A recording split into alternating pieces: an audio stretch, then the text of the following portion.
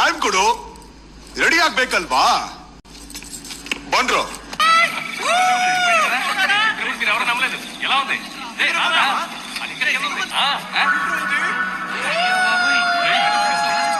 అర్థం చేసుకునేందుకు ఇది మామూలు ప్రేమ కాదు. అగ్నిలాగా స్వచ్ఛమైనది.